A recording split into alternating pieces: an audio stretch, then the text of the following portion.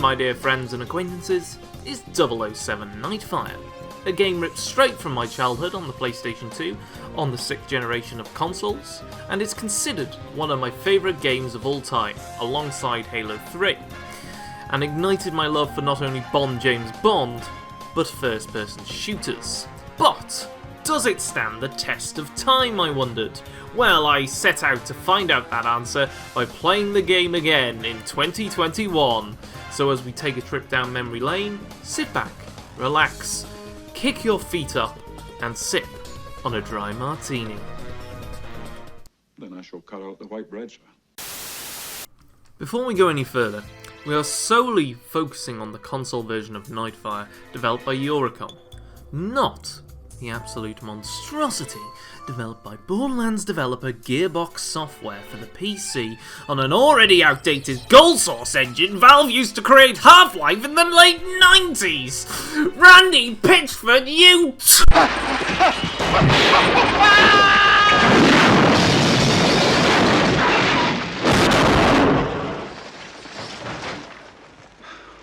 Had no head for heights. Sorry, I don't know what came over me. Anyway, playing 007 Nightfire in 2021 was quite the experience.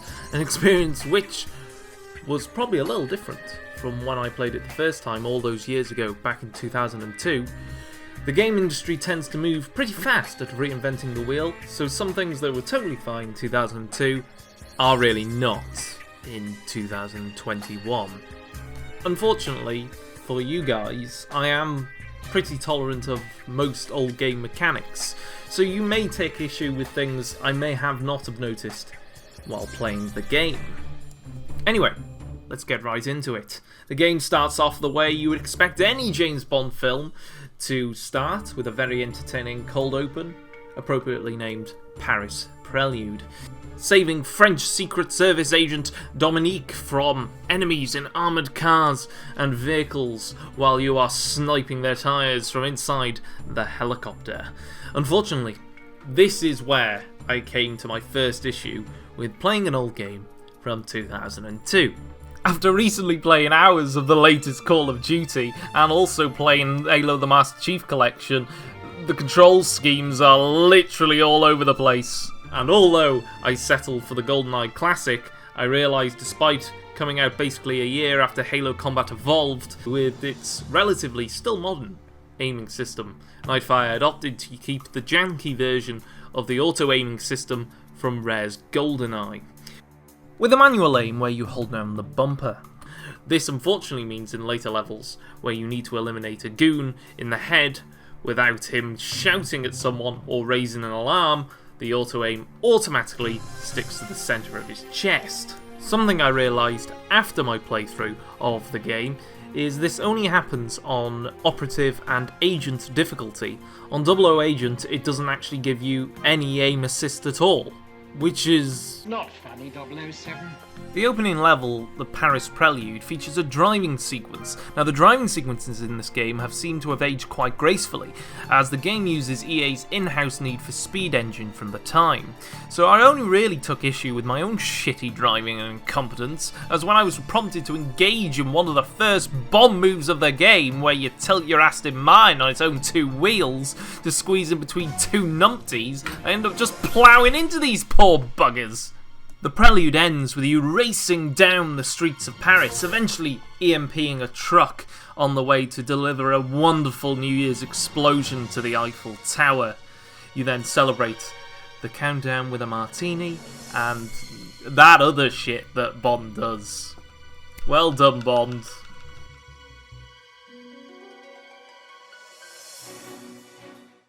Don't love me quietly.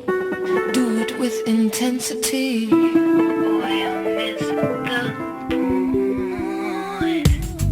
With everything you stray. Yeah, you know how a Bond intro goes. All the women and the fiery hair and all the missiles gonna destroy the world. Yes. Moving on.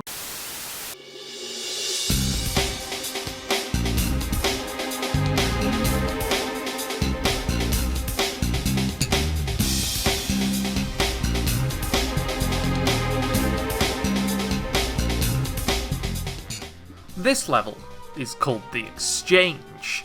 It introduces the main villain for the game and is entertaining not only because it's the best level in the game in my opinion, but The Exchange introduces you to numerous weapons and gadgets to play around with, and also features numerous of ways to approach the objectives of which you are given, which is something some games struggle to do even to this day. Your mission is to breach the castle walls and infiltrate a party by any means necessary, and they really do mean that. For example, you can go the aggressive way,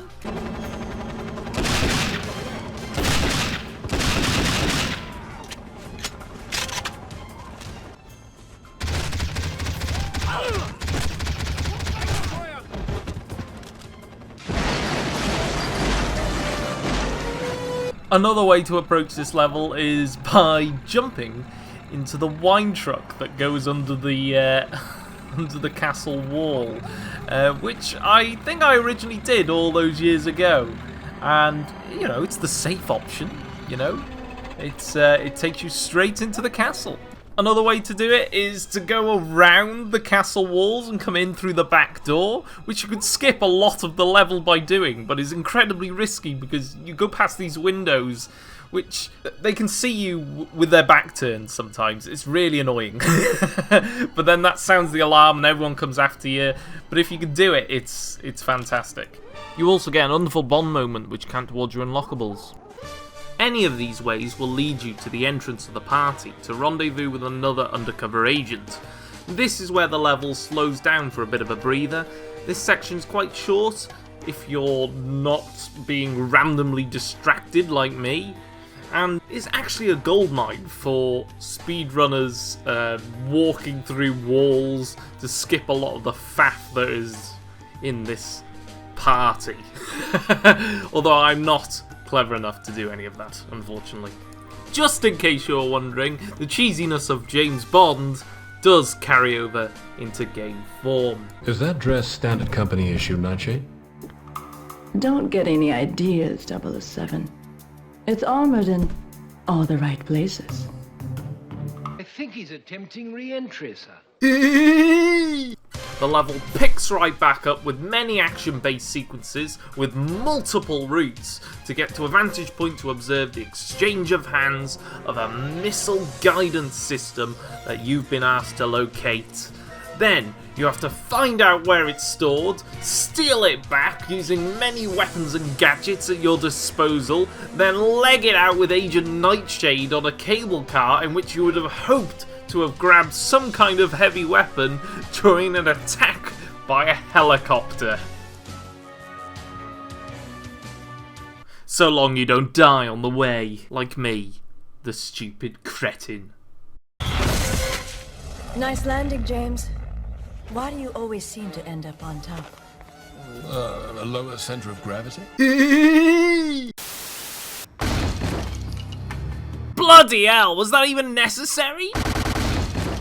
That poor door looked like it was made of plasterboard. Standard operating procedure.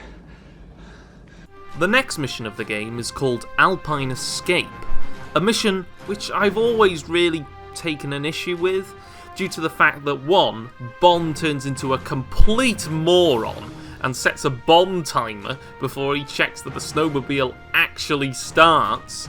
2, the enemies are just bullet sponges in this and really frustrating. And 3, the entire level is unfortunately all on rails, which is incredibly jarring given the freedom you were just given in the previous level.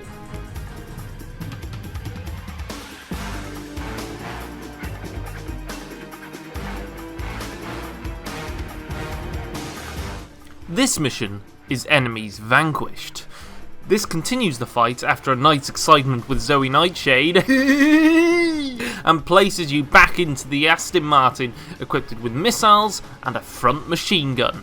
Drake's goons soon locate you and you hightail it on the snowy streets, in the air, on the ice, being chased by the police because you're driving like a friggin' maniac. But don't worry, you have smokescreen for them. We don't kill civilians. A few moments later. Now we have a grenade launcher. Why not?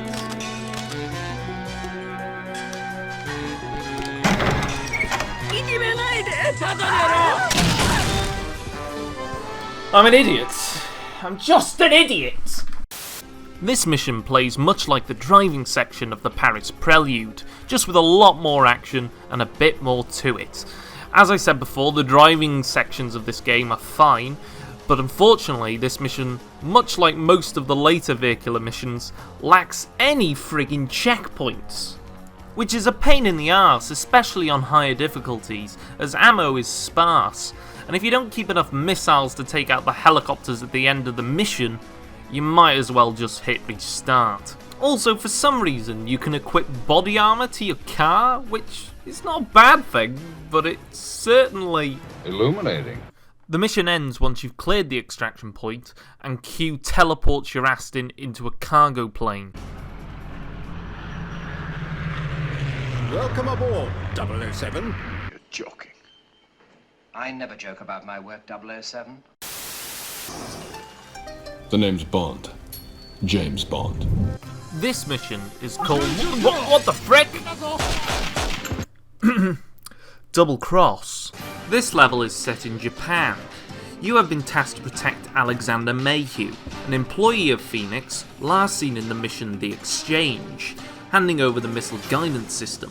Mayhew believes the main villain of the game, Drake, blames him for Bond stealing it, and wants to kill him. And guess what? He's right. He wants Bond's protection in exchange for Mayhew handing over information to MI6 about Drake and Phoenix's plans for world domination.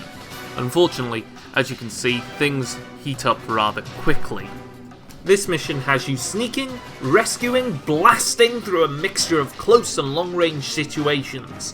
What I like about this mission is, much like The Exchange, you can approach it in a couple of different ways. You can go in all guns blazing, or stealth it by finding shortcuts and vents to get one up on the enemy. And if you really want to, you can use the shaver. Hey, a shaver! Pretty sure you used to do something useful. Let's have a go. Oh, yeah, it does that. You friggin' moron! Occasionally, I seem to be excellent, Prawn. And at the end of the level, once you've done all the running about, protecting, destroying all of his personal files so Phoenix can't catch up with him, Mayhew turns into an idiot.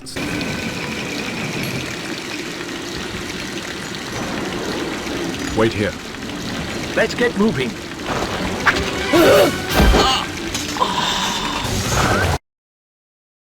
What the hell was that? I do apologise, but could we just listen to what Bond said for a moment? Wait here. Oh, I guess I wasn't mistaken then. Why do you... Let's get moving.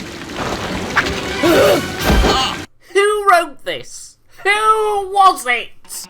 007 then participates in a duel with a ninja. Yeah! In all fairness, this is very entertaining. I love it. This game was nuts for you in 2002. Friggin' hell. Alex's code key and password should get you into the Phoenix mainframe, but they'll have the whole building locked down by now. Anything can be penetrated with the proper tools.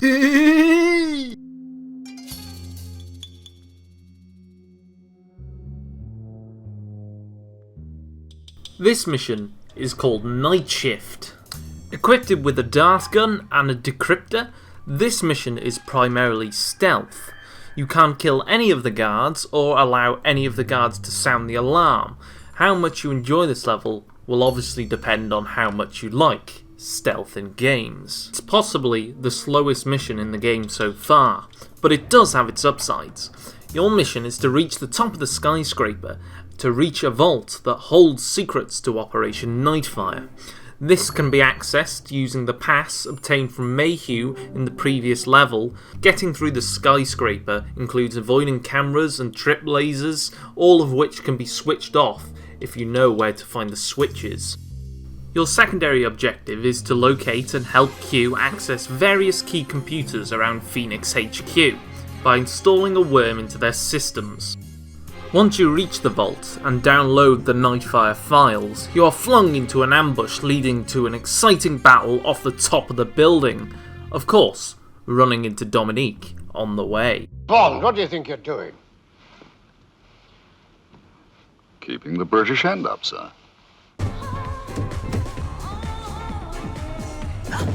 Sorry to drop in like this, but would you ladies mind giving me a ride?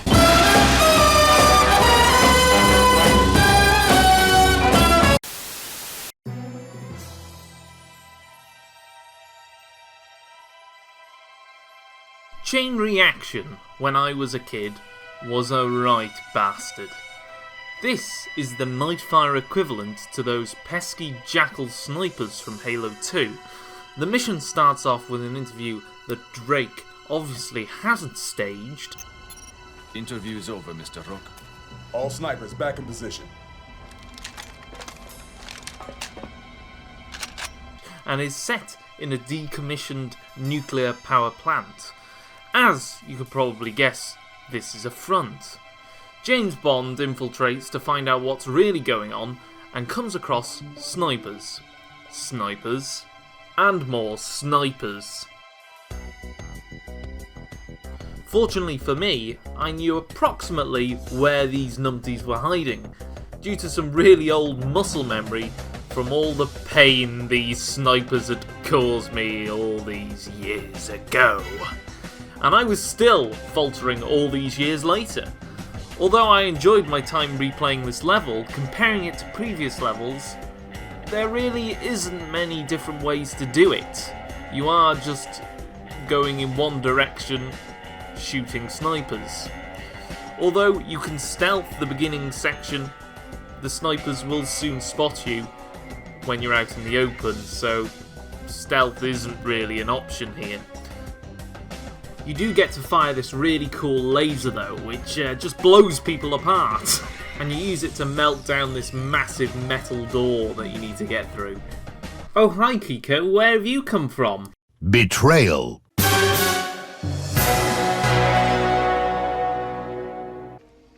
off. I'd ask you to join us, Mr. Bond, but why waste caviar on a man who won't live long enough to enjoy it? Give mine to Kiko. She's earned it.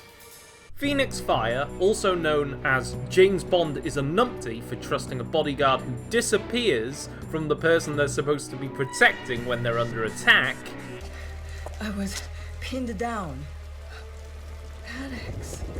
Convincing. Phoenix Fire places you back into the skyscraper you were on in Night Shift. This mission starts with a necessary meeting with the main Bond villain Drake, as he explains how he's going to kill you and take over the world. Drake reveals that he knows that Dominique is a French spy and that she's working with James Bond. Things kick off when Dominique attempts to escape. Bond also takes his opportunity, and the game turns into Nightfire's equivalent of 2 betrayals from Combat Evolved. You are essentially playing Night Shift in reverse. Although unlike Night Shift, this mission is pure action. Running into Drake's private military armed to the friggin' teeth, the descent down the skyscraper is pretty exhilarating. It doesn't slow down for a breather anywhere in the mission, with enemies setting up sentry turrets, poling it down the stairwell, chucking time C4 in the elevator sequence. You are able to find secret areas that you may have encountered in Night Shift, now holding body armour and heavy weaponry. Just hold your fire on the office staff. I love this mission just because it's bananas, and it's a great change of pace, and you'll often find yourself running away from fights than towards them. The mission ends with Australia getting involved.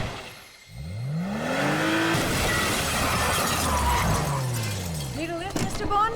Allura McCall, Australian intelligence. Australians all let us rejoice, for we are young and free. I want you to take great care of this equipment. There are 1 or 2 rather special accessories. Q, have I ever let you down? Frequently.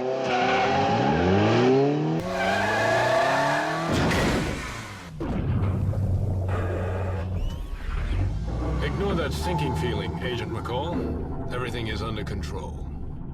Deep Descent on paper is a fantastic level, placing you back in the Aston, this time underwater, providing a great callback to The Spy Who Loved Me. This level features a variety of stealth, action, chases, and the use of gadgets. I was almost wondering why I hated this level back in the day until... No! No!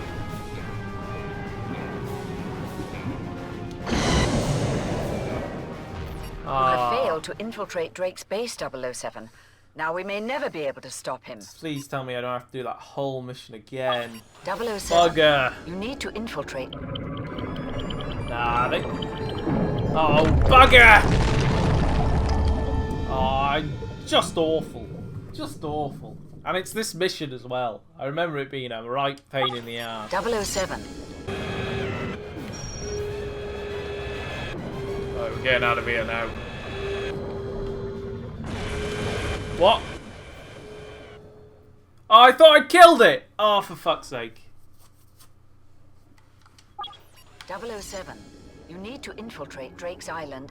Pure friggin' hell. Why the hell does this mission not have any checkpoints? You can perform the level down to a T, all for you to skirmish with a nuclear sub who pounds you with missiles right at the end of the level, and then it takes you all the way back to the beginning, you know, after, you know, a good amount of time. It's just frustrating! The only way I was able to get past this sub was by throwing about 20 or so remote missiles from behind an inactive submarine, so the bombardment of missiles couldn't reach me. And with seconds to spare, I actually finished the mission. This mission made me so angry with a sprinkle of deja vu because I remembered how much I hated getting all the way to the end only to be destroyed by that submarine and then getting frustrated and then doing the mission again, smashing into some mines because I'm going too fast, and it's ridiculous. And all for the reason of the lack of any checkpoints. Why? Game started doing this before 2002. There's no excuse for this game not to have any. Maybe there have been compensations. Like watching you flail around in your ignorance. Now, the next sections of the game haven't aged all too well, in my opinion. Now, this is only me speculating, but I think this might stem down to the time constraints Eurocom had imposed upon them to get the game out before the release of Die Another Day, because unfortunately the gameplay and the cutscenes seem rushed. One mission will end with Bond and Allura running on a beach, and then the next one will start in a jungle, robbing a car from like Drake's Island security. It all feels somewhat disjointed, and I can't help but feel like there was a plan to be more of these relatively short missions. And according to more clever people than me, apparently this was the case, with cut content and voice lines alluding to levels that are not in the game, which is unfortunate considering there is only one on-foot level left. It would actually be interesting to hear from some developers who worked at Eurocom on Nightfire to see what these levels were supposed to be, and what happened. Island Infiltration is a mixture of vehicular-based sections to infiltrate the island of which Phoenix is based. Firstly, you are travelling by truck. It's then followed by an on-rails dogfight with other aircraft. Then you hijack an anti-air turret. The thing that all these missions share is the same health bar, so watching your health is kind of a must, as you could end one section with a minuscule amount of health, start the next section, and get shot once and die.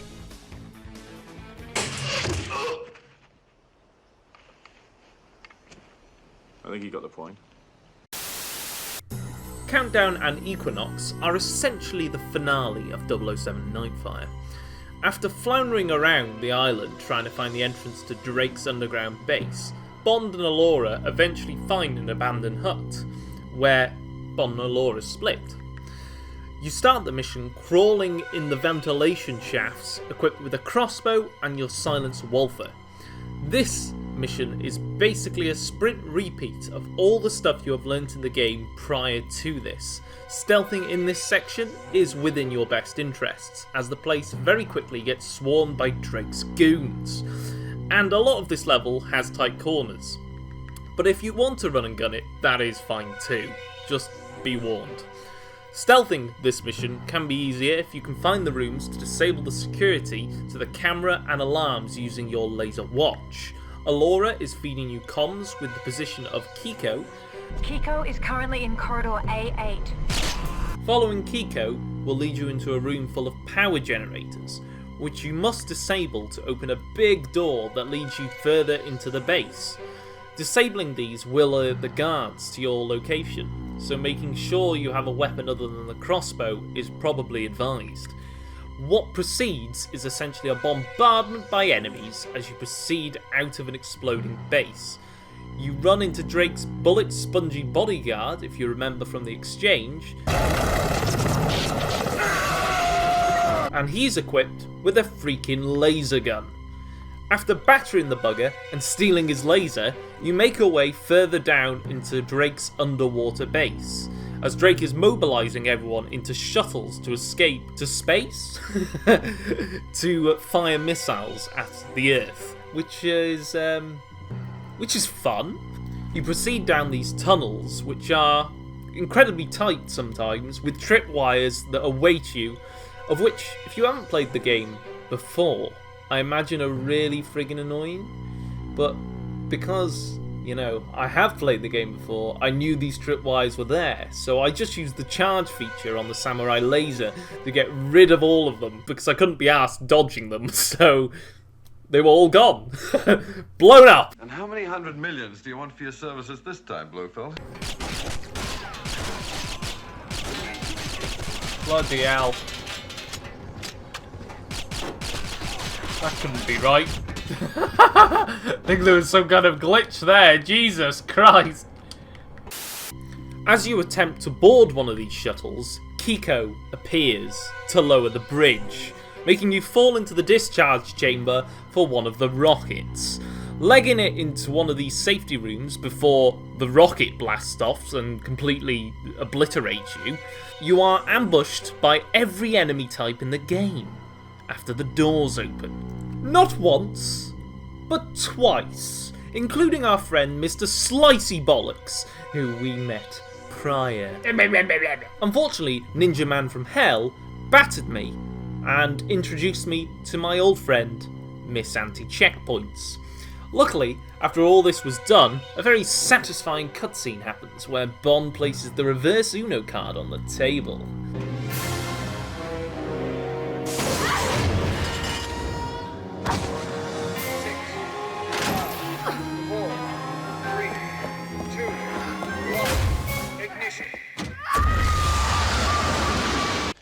I take it that this is not a social call, 007.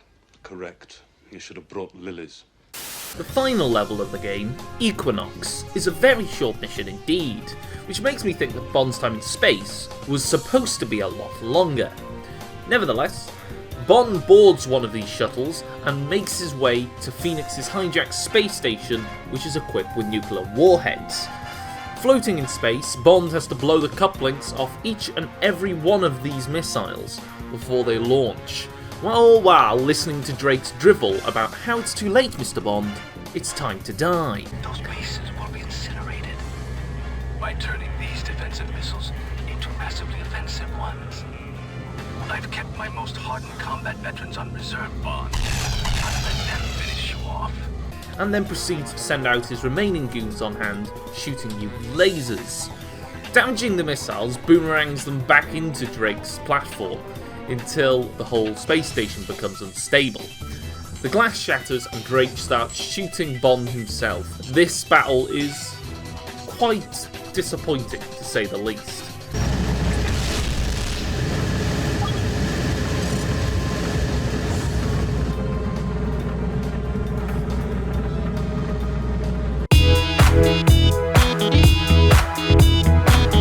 Nope, I'm not angry. I just like a little bit more meat to my boss battles. I don't think it's particularly an age thing, because I think modern games also suffer from this problem. As much as this mission is pretty exciting, I wish it was a lot longer. Even the terrible PC version of Nightfire has a little bit of variation to Bond's time and space, and I would have liked to have battled within the platform itself. Anyway, Bond plugs himself into a rescue pod and travels back to Earth after a job well done.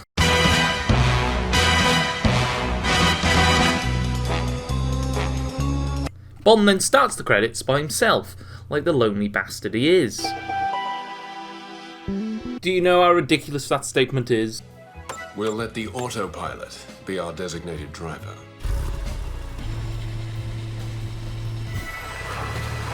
Oh, James. Forgive me, Father, for I have sinned. That's putting it mildly, 007. While 2021 might not have been kind to 007 Nightfire, I was surprised. I think some parts of it have aged quite gracefully. I still do believe there is still some fun to be had once you've fought the systems and tropes that have now become obsolete. Checkpoints are one, they are a pain in the arse in some missions, or lack of them. The gunplay is definitely not up to today's gaming standards, but Nightfire's faults, I think, are made up in the atmosphere of the levels, the variation of gameplay, and the soundtrack, which has been playing throughout this whole video. And I'm not ashamed to admitting that I still do listen back to it, even to this day. As I mentioned before, the Exchange is my favourite level of the game, with its many routes and variation. I wouldn't be surprised if this level was the base for creating the rest of the game, as everything in it is extended and repeated upon in some shape or form.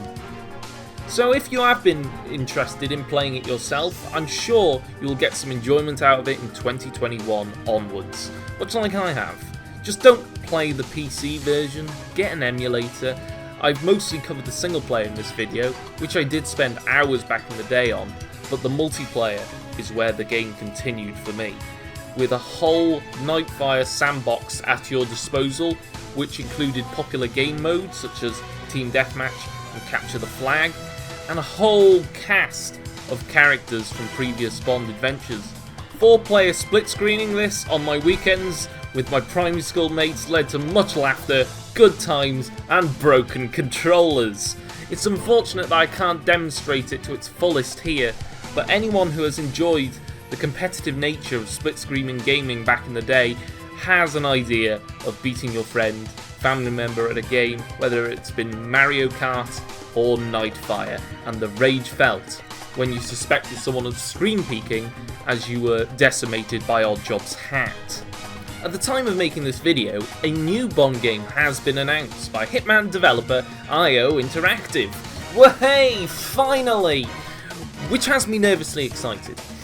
Many fans of Bond games will know that the latest few games by Activision, par a few exceptions, failed to live up to the glory days of Bond, and eventually crashed the series into the ground with its terrible 007 Legends in 2012. But I'm confident this latest endeavour is definitely in the right hands, considering their latest successes with the Hitman franchise.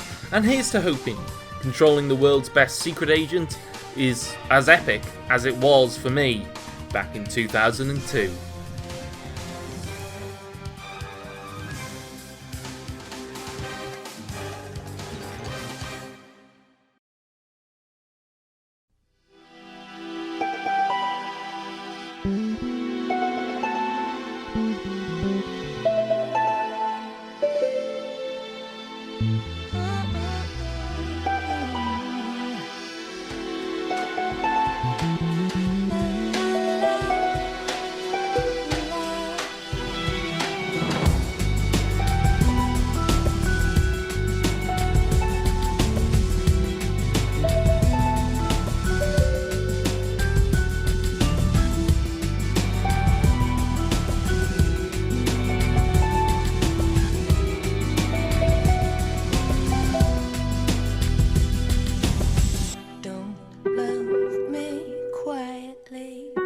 Do it with intensity. We'll miss the